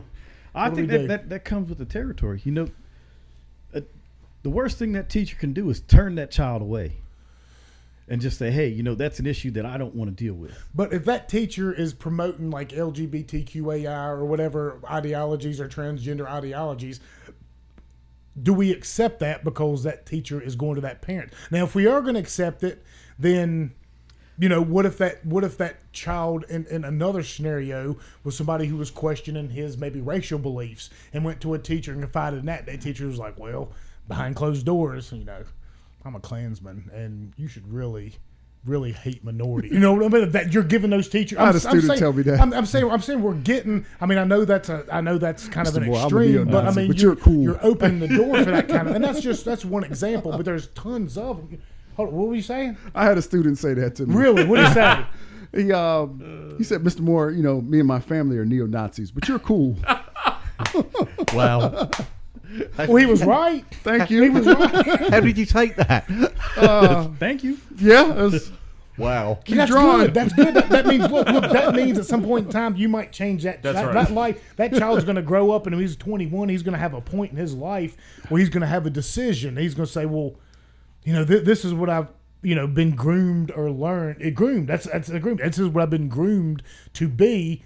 But I think back to my teacher, Mr. Moore, and he wasn't like that. Well, I think that's how we feel like I think that's majority how of teachers are. 90% of those interactions you're worried about happen. But it's a 10% I think we're worried about, right. though. It's the 10% we're worried about. But you don't That's put the up a thing. stoplight for 10%. You have to, though, because if all Black lives matter, then every child's lives matter, and you have to put up that stop point for those kids, right? But you wouldn't do the same thing for guns. Hold on, You what do wouldn't you do the same. You wouldn't get rid of You wouldn't make a law to get rid of 90% of guns because 10% of gun owners are careless. But that's not the case, though. But I think the percentages are equal when it comes to the kind of teachers that would be pushing an agenda. It's equal to the number of irresponsible gun owners. It's minimal. Yeah, the wheels are turning now. It's minimal. But still, though, you still have When to we count talk back about that the 10%. books, in the library, a lot of the books in the library are there because some kid is going through those particular issues, and the characters in there reflect them. But you can find that on the internet. You don't the need that in hard government examples. schools. You can find that on the internet. But say That's things. true. But are we You going to can find that on remove the books internet. like The Outsiders, which dealt with a teenage pregnancy, which dealt with suicide by cop, because these issues are too difficult? Or are we going to put these thoughts in front of a kid because literary they're worth exploring, and being a teenager, being an early teen, is difficult? But a lot of these things, a lot of these books that they're showing up, they can't even read in school board meetings, and you've seen the videos, they get thrown out of school board meetings for reading this stuff because it's too important to read, but they're in the school libraries. I mean, it's on the verge You know of what I'm graphic saying? pornography. And it might not be in Franklin County. I'm not saying this is a Franklin County thing. I'm not saying it's a Roanoke thing. I'm saying that this is a thing you've seen in other schools and other evidence of it. Like they're banning like books like To Kill a Mockingbird, and they're banning these books because they might use some racially tinged language, whatever the case. But those kids need to understand that language to understand why it's bad. So I think taking those books out is probably you know what I mean. Like, Well, I think that's how we feel about most of these books. And it worries me. I went to a meeting where they had a list of books that were supposed to be banned, and a lady pointed to one and said, "This book is pornographic." And so I went out and bought the book, and it's not pornographic. So It's that was just her perception. heavily deals with, and I think this led me to the point where I realized my daughter knows a lot more than I know, because as we're driving home, I'm like, oh gosh, my daughter was just in a conversation about pornography. Now I've got to talk to her. So I'm thinking in my head, okay, I'm going to ask her what's pornography. And you know it when you see it. And so And she's what, 12, 13? she's 12, 13. At this point, she's about 13. She's turning. And so I go, okay, do you know what pornography is? And she says, yes. I said, well, what is it? She says, it's graphic depictions of sex. And I go, that's a better answer than I was going to say. We're in another age. We're in another issue. She has more access to information than I do. yeah, so we Well, think it's I porn. mean- We were her age. It's probably like, oh, that's awesome. So she's already a level above me. So Well, when 'cause she's a she's girl, the girls are way smarter Yes, than guys. she is, but when she has access to books that have gay characters, I'm not worried about her influencing who she is. What I understand it's going to do is it gives her a different perception of someone else who comes to her and says she's gay, or he is gay. It is just a different way that she has a chance to view the world. And I think most of the books are like that. What scared me about the book that was called out is it dealt mostly with a homosexual student who had gone to college. And so it was a college level book. At most they were hockey players, so there was points where they had their shirts off, but there was no sexual pictures. The kid really didn't engage in any physical relationship until the end of the book. He had a kiss, but it was written by a black woman. And so there's a lot of fear that a lot of these things are actually targeted racial things, because the characters in it are white. It's about a hockey player. It's the last book you would think some black woman had written. That's the first I've heard of it. Of something like most of the books I'm referring to like have graphic images in them, and like that right there doesn't sound. But it's on the list of books that Franklin County wanted banned. That the folks in Franklin County were asking to be banned, and most of the books on that list just looked like they dealt with people who were homosexual or transgender. So that may have and come from this person may have been homophobic. Right. Who was saying, I want this book banned. But the problem with that is I also recognize homophobia in me. Like I have those same tendencies, those same issues. Those are things that I grew up with. But I don't think you have homophobia. Phobia is a fear. I don't think you fear black people. I think you just don't not black people, homosexual people, whatever the case. I don't think you fear them. I think you might just not understand them. Homophobia is such a crazy term to use, right? Like you don't fear them. What I have discovered is, and this is the definition I use from here on out, is the fear of homophobia is that a man will treat me the way I felt it was okay to treat women. That is the fear of homophobia. That some man will come in and not take no for an answer. That some man will come in and push me into a situation where it's easier to let him do what he says than to be in the situation anymore. Right, so the reason it's homophobia. That's the reason. Oh, you want to ride home? Right. You're going to have to do something. You're going to have to do something. That's the fear. That's the reason it's homophobia. Is the fear that some man is going to treat me the way I have historically felt it's okay to treat women. And that's where I think that term comes in. But I just don't think we should be exposing certain ages to these topics. No, not to heterosexual, I agree. not to homosexual. And I would say to none of it. I have a child that is 8 years old. He's in the 3rd grade, and Franklin County has done something that I've never seen them do before. Every time he checks out a book, I get an email. Boom. Hey, your son just checked out Catwad or whatever. Dog man. Yeah. That's a good thing. So I know everything that's going on. So that's keeping the parent in the loop. Right. Yes, but y'all are I was not fathers. for it. Y'all are but I love it. I love knowing what my kids are reading and being able to talk with them. I think in this I was against it, but I was wrong. I think in this day and age, I think that's a very progressive thing for the school to be doing. Mm-hmm. So I would congratulate the administration on doing that. I have to do that too. I did not like it. I didn't particularly appreciate it. But now that I'm getting those notifications, like to be able to come home and go, oh, you've got a book on dragons, and to be able to have this, it's wonderful. Yeah, I was wrong. And it's a way of the parent actually being involved in the education, which is one thing. It also allows the parent, to a certain extent, to police that argument. If I think necessary, I think that's a good thing. I think if they're sending you that email, that's wonderful use of technology right there. Yeah, that is, and you should take advantage. We should all take advantage. Yes, and I fought against it. I was one of those people that was against that particular one. I'm glad it's in place. I know. All right, we've been going here for quite a while now, and I know y'all's wives are probably texting y'all asking what. But I think these conversations are super, super important. The last couple things I wanted to touch on real quick before we get out of here, and these are a little on the lighter side of things, but number one, and there's two of them for me. Number one, a few months back, you gentlemen decided to show up to country music trivia, and y'all kicked some serious ass in that kind of thing. Last round got us. The last round, we were cocky. Boy, we knew we had gotten those answers right. I mean, y'all were we were celebrating. And I said to Billy, I'm looking at Billy going, Tara better not have won. She better not have won because this is not going to look good, Billy. This ain't going to look good. And what happened? But I want people to understand. I want people to understand that the tallies at Living Proof, and shout out to those guys over there. It's a phenomenal place to go.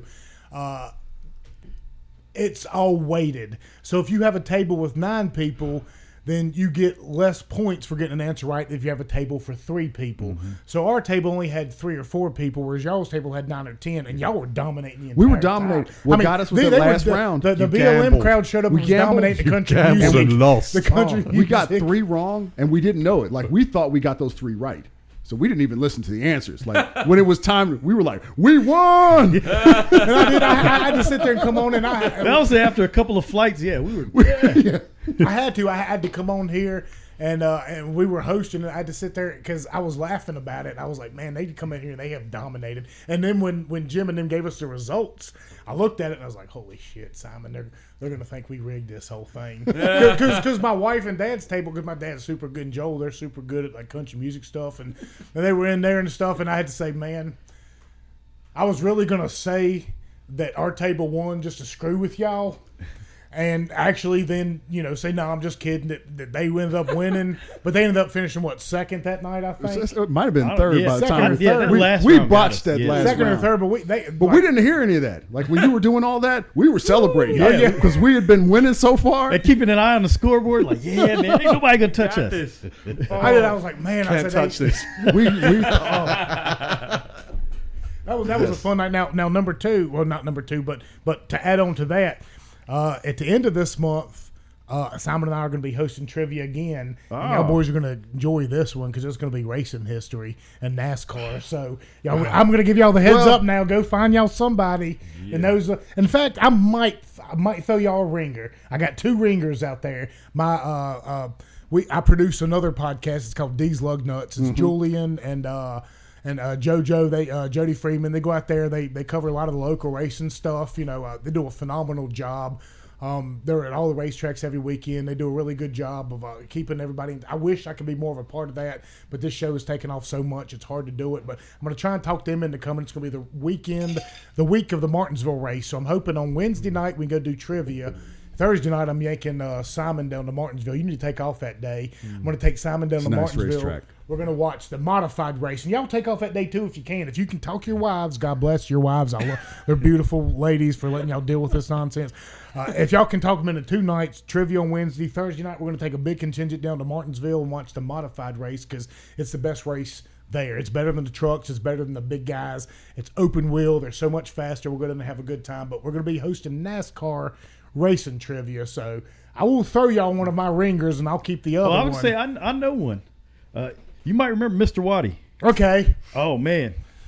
Well, if you can get him, you let me know. If not, I will throw you JoJo. No, I'll throw you Julian, and we'll keep Joe because they're both massively good. But I want y'all to come out and have a good time. That's going to be at Living Proof here at the end of the month, Martinsville Race Weekend. Simon and I are going to be hosting NASCAR racing trivia. I need to come up here this week and make a couple of rounds talking about local drivers.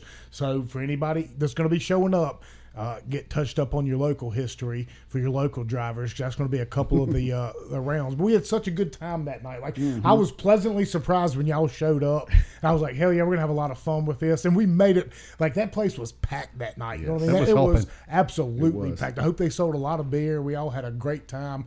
And for my second point before we get out of here, another thing, I know, Brian, you weren't there for this, but talking about y'all coming out and actually, supporting and conversating.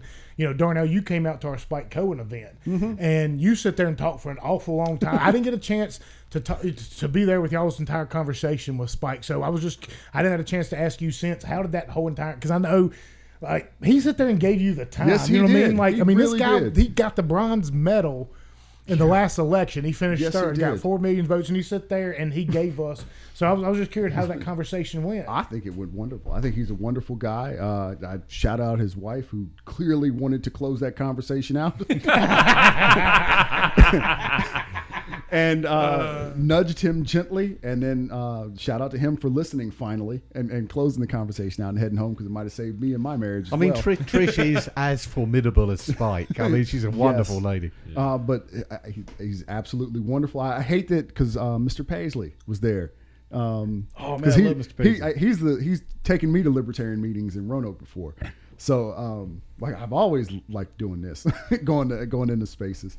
So I hate that I didn't get a chance to talk to him as well. But Spike was definitely awesome. And so I mean, when's the last time Kamala or Hunter Pence come down here and had a conversation with you? Shouldn't that at least encourage you a little bit to maybe think about the Libertarian Party? I definitely think about. I know why I'm not a libertarian. And a big part of it is I believe heavily in social safety nets, and I want to be able to control my neighbor. So I don't think people are willing to admit that. Like, if I look out and I don't like my neighbors, whatever, I want to be able to get the rest of my neighbors together and go, hey, let's vote that thing down. And so I know that evil part about me. And so I don't mind getting together and having other tyrants. But I know that's a two-edged sword. At least you're willing to admit it. Yeah. It's a two-edged sword. Other tyrants are going to come in and push against me. But I think in the end, we'll even ourselves out. But I think I absolutely would. I definitely would have voted for Ron Paul. So I think there are reasons I would vote Libertarian. I'm not take the brakes off the thing though.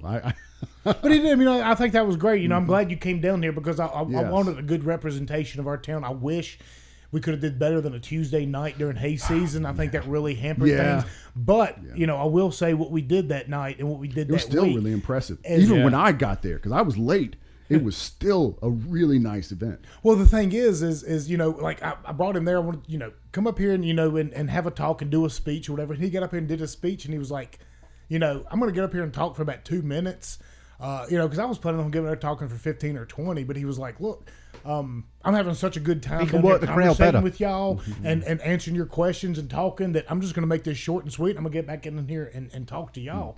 And my ultimate goal with that whole week was to knock their socks off and say, look, come back again at some point in time. And I think we've definitely done that. I still text with Spike every week now. We're back and forth. Spike's, him and his people. Like I said, we're trying to get out to California. They're sending. They want to send Simon us up to DC in February. All right. So for everybody out there who wants to support that, patreon.com/getontap. Every subscriber dollar helps to pay that. It's $800 for that table. And, that's a Students for Liberty kind of thing. I think it's going to be me and Simon. I think we're going to get Amos up in there, Chip Slate from Being Libertarian, and I think maybe John Clements is going up there with us so we can round out the crew. But any little bit helps with that because they're looking, every bit of money because we're going to get up there and we're going to be set in front of former congressmen. We're going to be set in front of Bitcoin billionaires, like Nobel Peace Prize economists. And we're going to have an opportunity to really knock the socks off of these people just like we did Spike. And they're going to want to come back to Franklin County. They're going to come here, see us, spend our money, speak with y'all. So I really appreciate y'all coming out to our events. Yeah. And text me and let me know when y'all have y'all events too. October 10. And when is it? October 10, next week, candidate forum. So we've invited all the local candidates. The NAACP does this every year. We have a regular NAACP meeting, which rolls into the candidate forum, October 10. Starts at 6 o'clock, and the candidate forum will be immediately after. Everyone is welcome at NAACP whereabouts? meetings. At the Pig River building. Right up the road here, the 10th. That's right next Tuesday. If we don't have a show that night, I don't know who We have to come out and on. shoot the show from the... we do shows on Monday or Tuesday with Simon. He's got volleyball and stuff with his young ones and stuff. So typically, That's an insane schedule. typically we do our shows on Mondays or Tuesdays. But if I'm not doing it on Tuesday you're actually night, playing I'm trying to volleyball? show up. Text Hell me, no. call me, All right. give me a reminder. But I do sincerely appreciate y'all coming out to the thank you for having brewery. us. I sincerely appreciate you, and I know you would come out if you had the opportunity to Spike. We will get them back into town again so we can sit down and more. But for him to come out here and let's all have this conversation, for you to come out there, I mean, it's helping our community. Like, we need to focus on our likenesses instead of our differences. And I think that's what a huge part of this show is. And I don't know if I speak for Simon or not, but I truly love having y'all on here. I really do. I appreciate it. Honest to goodness, I think that, like I said earlier, we should do it maybe quarterly or at least biannually as opposed to yearly, because I think, things are so fluid and so fast paced now in the world we're in that things are changing so fast that we need to be able to keep up a little bit better. And people enjoy this kind of stuff. And people on the left, on the right, and in the middle, they're like, they need wholesomeness. They need, strength. They need people to come together and be able to sit and have a conversation and maybe disagree on the process, but agree on the finality of it. So, Well, we find so much middle ground every time we sit around the same table. It's very refreshing, and it gives me hope.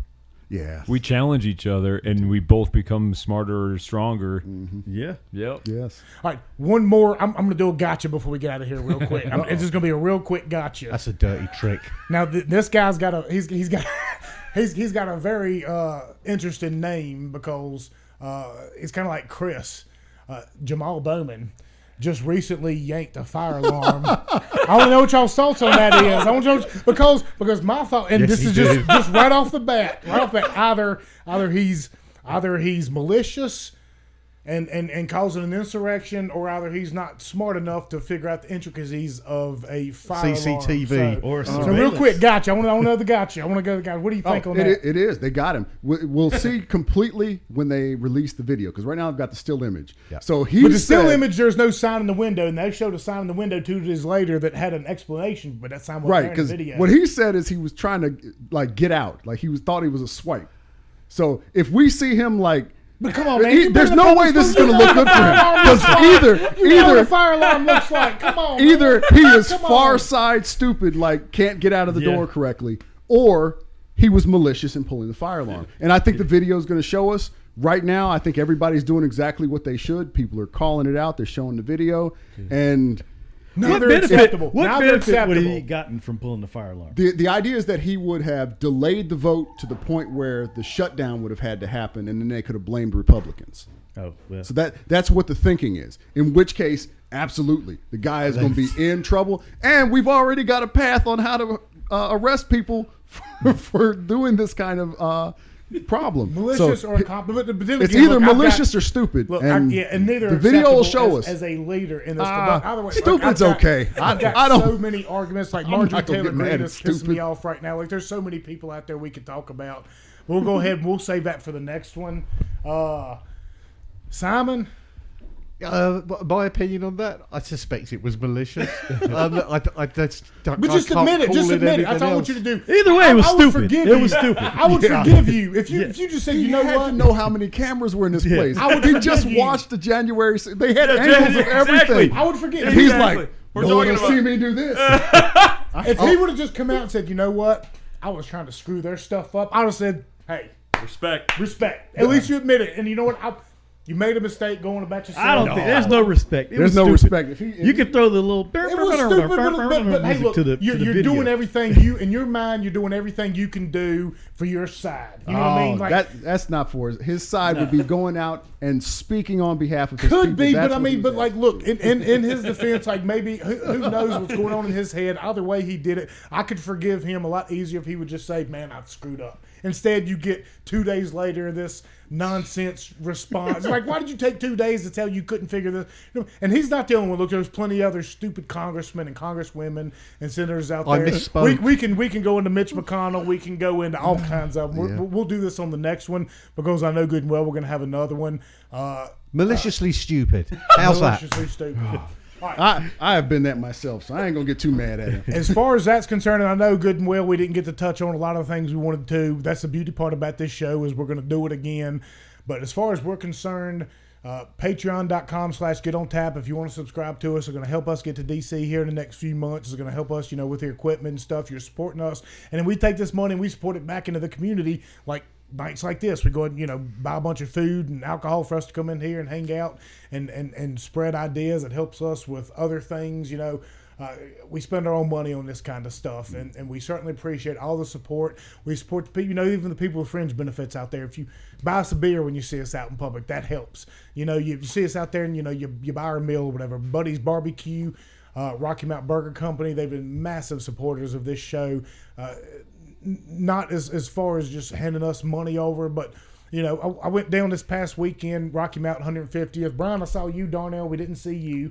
Oh, he was You behind the there, scenes. but we didn't see Yeah. you. We didn't get a chance. We saw a lot of people down there, but I went to Rocky Mountain Burger Company, and since May I've had a beautiful deal event. with Brian to sponsor this show, and we talk about his burger company on the show, Rocky Mountain Burger Company, every week. And actually, I've not gotten a dime of that. He's supposed to be sending it to it in a fund, and I just hadn't went back to him like, hey man, I'm not getting it, and I haven't, because.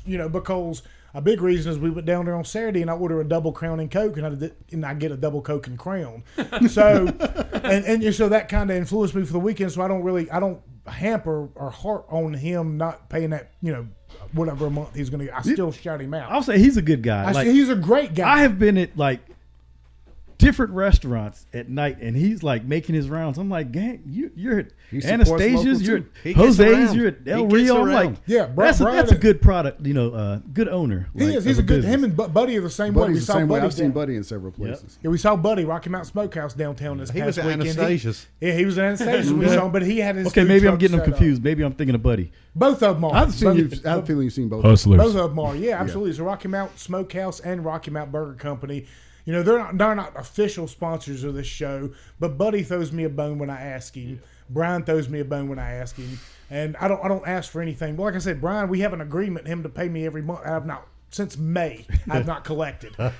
I've not even asked him or mentioned it. Why? Because I respect Brian a lot, and every time I go in there, he lets us use his facilities. He lets us use his barrel room. We had our show with Terrell Basham, which I'm sad to say I found out this past weekend he got cut here recently because he had a hamstring injury. I was really looking forward to him being a Bengals guy this year, but now the Bengals suck. Maybe he'll get picked up by a better team because I really don't want to be forced to buy a Dallas Cowboy Terrell Basham jersey. But he lets us have that show up in there, and every time Hosting we go Spike. up Trinity, hosting Spike for that whole event Yeah. across the street, and then every time we go up and use the barrel room upstairs for a show, we got Trinity up there, who's a massive. She's going to be listening to this show, and I hope so. And there's such a huge support of the community as well, Buddy and them both. And like I said, we had our fantasy football draft a couple of weeks ago. Buddy provided all the food for that. And I went in there that day. It was a Sunday on Labor Day weekend. I went in there and said, all right. And I said, Buddy, I need you to hook me up with, cook me for 20 people, 20 to 25 people. I'll just barbecue and a little bit of brisket. And I show up there. He had a crap ton of barbecue, crap ton of brisket, crap ton of pulled chicken, sides, all this kind of stuff. I went up there to pay. He said, no charge. So, Buddy doing those kind of things. Buddy showing up and grilling trout for Spike, taking his time out, never asking for a thing. And that's what I ask of this community. That's what I ask of y'all too. That's what I ask of Beth Peston Photography, who right now go on her website and you're going to see phenomenal photos of me and Simon from Saturday night. Beth Preston Photography, she does a wonderful job. She comes out to all of our events. She calls was us in there the best light, I She hope. does and I told her yesterday, I said, look, believe in us. Like, I know we asked y'all to come out and support us. We asked y'all to come out and talk. We asked you to come and speak. And I don't have the money to give to you, Beth, but I promise you, if you stick around, I'm not making anything off of this, but if you stick around, a rising tide raises all ships. Good and things we're going to will bring come. more and more people into this town with this podcast. I want more people to start listening to y'all's show and start getting understanding about y'all, and maybe y'all bringing people that are listening to y'all's show into this community to spend money, to come together, to listen to music, to hang out downtown, to have a good time, all these kind of things. We have a responsibility to do that as citizens of this county. The rest of our features be damned. You know what I mean? Like, we have that responsibility. So Well, I think we have a great community. You have a And the phenomenal fact that community. I think Phenomenal. all of us, are doing what we're doing because we love Rocky Mountain. We love Franklin County. And that's why I respect the hell out of y'all so awful much. And despite all the negative connotations that BLM gets, and despite what, whether we support them on a national level or the idea or not, is inconsequential because we support you two gentlemen. And what y'all two gentlemen think, we and what y'all believe, we take with a heavy heart. And we want to be able to find those differences. So, if that's what y'all support and believe, then that's fine. We'll support and believe y'all, and we'll hope to be able to bring these conversations. And I love this. I love, being able to do this. And thank y'all gentlemen so much for coming out and supporting us, coming out to our events, and like, keep me updated. You can't text me because I can't text you, but Brian, keep in touch. I'm not on Facebook as much. At Get On Tap on Twitter, or X, Twix is where we're at for the most part. So find us on there. And, patreon.com/GetOnTap or at Get On Tap, Venmo and Cash App. Misunderstood is their podcast. You can't miss them if you look at them. It looks like it's a picture from 2012. But we're going to start. I'm going to start sharing it on our pages, and when you come out with the episodes, tag us in your episodes when you release them. That way, we can share them and do this, because I love listening to them. You just type at the Appalachian Spelt Podcast and spell it out. And You don't that's even how have to tag it. spell the whole thing out. It'll pop up. Yeah, it'll eventually pop. And if it don't pop up, go all the way to the end and then scroll down. But yeah, tag us on that. Or if you need help with it, I'll help you on I do the Franklin County community page. So, sharing y'all stuff, go on there, share it on there. Share it on all kinds of platforms and stuff. You can find ways to get it out to the community. But look, like, y'all represent a portion of the county. We represent a portion of the county. But at the end of the day, we all represent each other. This is Franklin County. I think we got it Same great. community. We've got it great here. We've got a phenomenal location, and these conversations are necessary. Yes. Yes, they are. Absolutely. And I love having them, and I appreciate the hell out of you. I love y'all gentlemen for coming on here and Thanks doing again it. for having us. I love y'all for having us. My only question is, when are y'all going to invite me and Simon on to y'all's show? I say when we get the sound issue straight. What do y'all need to get the sound? I will help y'all. What do y'all need to get the sound issue straight? Time. I don't know the difference between a tag and a hashtag. So That has nothing to do I'm with still sound. figuring That has things- nothing to do with sound. What y'all need, if y'all need the equipment right here, the sound, let me know. We'll figure it out. Actually, I've got a piece of equipment right in there that I will give y'all that probably will help y'all out quite a bit. Honest goodness, I don't need it. I've tried to use it. Y'all only have a 2-person system. No, Well, I brought my whole system. We've upgraded. I've been much better on sound since we've upgraded. Okay. The system we worked before was a little bit too complicated for me, for the guy with the S4. Yeah, that'll do it. But look at the website I gave you too. It'll also clean Yes, I up your think that'll stuff and help, listen too. to your show, and I'll help you. I'm like I am a slack-jawed freaking redneck. There's no way in the world I should figure all this kind of stuff out, but somehow I have, and I want to pass that knowledge and on. the sound is clean. I gotta give it up. I want to pass that knowledge on because I want y'all's show to be successful as well. I want people to be able to come together and figure this whole nonsense out without being at each other's throat. You know, this is fun. This is fun to me. You know what I mean? Like everybody thinks, "Oh my God, you're having them on there. Oh my God." I'm like, no, I love it. I love it. and I will say, love it. we'd like to do the same with the militia because I think that's part of why we formed Misunderstood. We want to, understand. Yeah, understand. Just come up with an understanding and diffuse all those misconceptions that we have of the militia. I think the upcoming show will go a long way to. Brian Wood is a very articulate. Yeah, and we've met him several times. Good guy. And just a bookworm. Yeah. You know, he's Like he looks totally different from all of you all. Like oh yeah. it's like you all are dressed Did up you like. just assume? No, I'm talking like You're category. like no. All of y'all. What do you mean, y'all? I've seen him at events like with their gear on, Right. and then I've seen Brian Woods. I'm like, he's like he looks out of place. Seen a retired general in a suit compared to regular army. Yeah. super I'm regular smart guy. army, so I mean, And thankfully so articulate with historical reference. So I think you're going to get you're going to get so many questions answered just by listening to that show. Okay. I guarantee it. All right.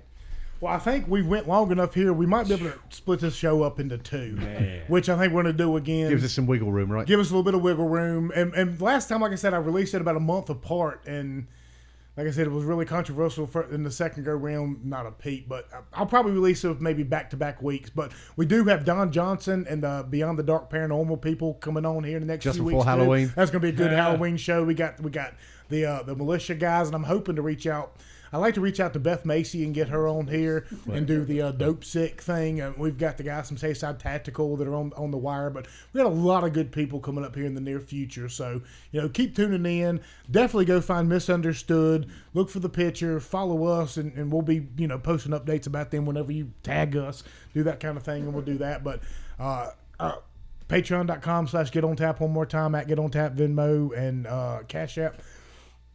Or go on our X at Get On Tap, and you can also donate there and find a way. We'll have a subscriber page up here soon, but X is where you need to be at. And I encourage y'all to as well. If you want to get your name out there, go to X, because X is the way to go. But Simon, thank you so very much once again for your time. That's a pleasure, Bennett, old chap. I don't know how you managed to find your way into the show looking like a 1970s blues singer, but you did. I appreciate your input as well for showing up here tonight. Maybe that, now that you've actually been on the show, you actually start listening to all our shows like these boys do. And you'll Don't be actually like maybe me and become just a subscriber. Right? Yeah. Don't be like me and be a coattail rider. Yeah, exactly. And not Become a subscribe to subscriber. Patreon or anything. And for Brian and He's Darnell, the cleanest put together here. So I feel like when you go to video, like the guy with the clean beard and the bowler hat is gonna have to be up front. he's only got a clean beard because his company made him cut it. He used to look like ZZ Top. Like a year ago, he was all the way down here. He looked like he was homeless. So no, seriously, gentlemen, thank y'all so much for coming on here again. I truly, when I say this, I truly appreciate y'all and your time and what y'all are doing. And I think what we're doing here is important, but more importantly and selfishly, I have a lot of fun with it. I really do. I do. I have a blast coming in here, sitting down, eating, drinking a couple beers, and having a conversation. And being intellectually challenged. Yes, absolutely. Absolutely. So, anything else? Anybody No, got we anything good to to- say? Y'all want to good to plug roll. anything? Y'all got anything to do? Just that October 10th to come out and meet the candidates and see what the NAACP is about. And your boy in your show, one more time, where can they find him? Because I really like what he's put out, too. Cast Therapy is Yes. the other show, and It's spelled he's with got a- beautiful spelled with a K? K-A-S-T, Cast Therapy. It's Yeah. red with a circle. And you can find that on all the local You can things. find that anywhere you. You, I do. You I can like listen his to like his input. whole series in probably 2 hours. Like nice 7-minute episodes. I like it. I like his input. Like he's a good. He sounds like a good family guy. You know what I mean? Like he really based. And, Like, and really his wife based. is actually from Franklin County. Really? Yep. So how'd y'all get to meet him? By the way, just from his wife? Same way I meet all my friends in Franklin County. My kids. Okay. Sporting But they events, live down in Georgia, though, daycare. right? Yeah, they moved to Georgia. Yeah. Okay. Soccer games. Soccer games. Yeah. That's the only way I have Yep. friends. How often does he come back up here to Franklin County? I'd say he probably comes up here about 2 or 3 times a year. Really? The next time he comes up here, why don't y'all give me a heads up a couple weeks and let's get y'all back on with him? Okay. Because, That'd be a great like I said, show. he's got. I really like his perspective. Like he's really like based. Like I listen to him, like man, this dude's got some good stuff to say. Like he's based. Talking about the kids and stuff in the dishwasher. You're like no, I don't let them put it in the dishwasher. They're gonna wash it straight up. You know what I'm talking about? You know what I'm talking Common about? Yes, I sense. love it. I love it. So let's get him back on here next time. Let me know when he's coming up. Give me a little bit of advance, and we'll get y'all back on with him if we can. But for everybody that listens, thank you so much, Simon Bennett, Brian Darnell. Thank y'all so much, Chris. Sorry you had to leave. Hope your wife's doing fine. As far as y'all's wives are concerned, I just want. They are all and Simon, y'all very lovely ladies. I sincerely apologize for keeping y'all at it as long as we have, but this is a rare once every few months thing, and I think it's very important. So hopefully they don't give y'all too much awful hell. So No, I think we prepared him for this. perfect. Well, thank y'all so much again, and you. we'll catch you next time. Right on, fellas. Thank you. All right.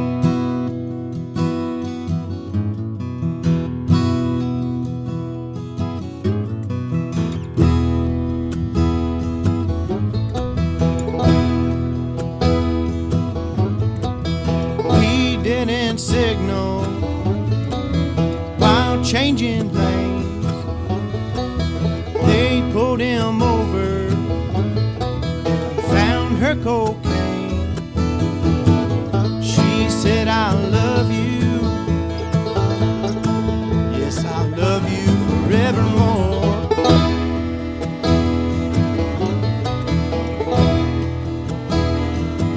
If you tell that policeman that that cocaine load is yours,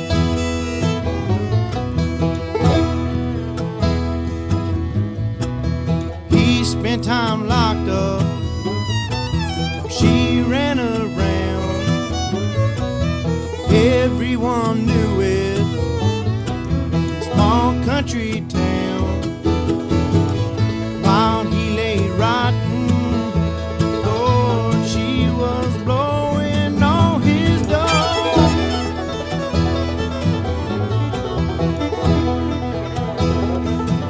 And the day they released him, well, he had nowhere to go.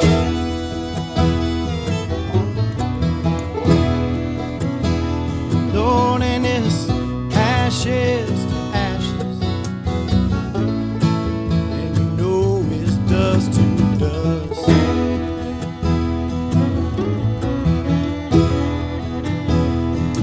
Just another low down woman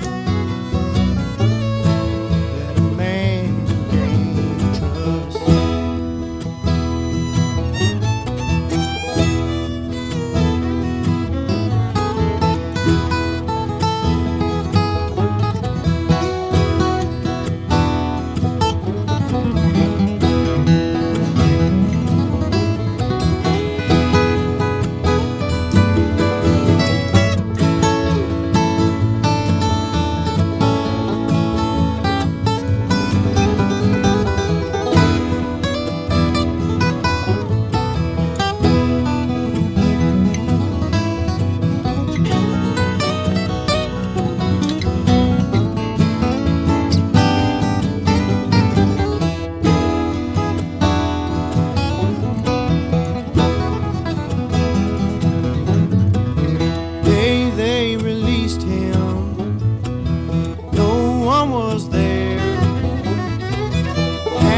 forgotten? Did she still care? He called up her mama, Lord, and these words he heard her cry.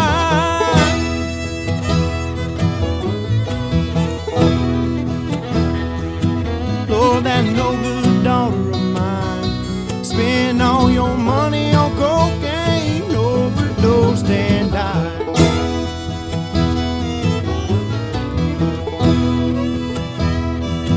Lord, it's ashes to ashes, and you know it's dust to dust.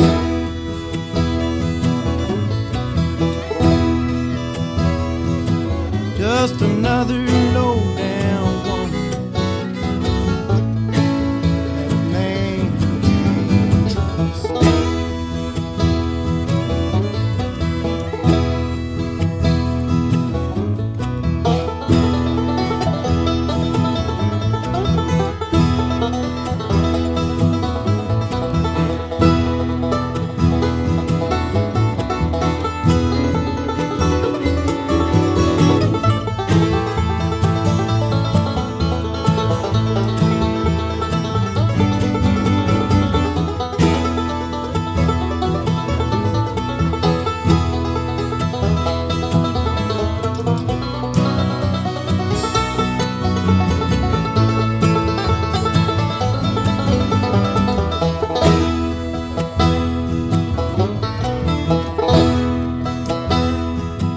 In the spring,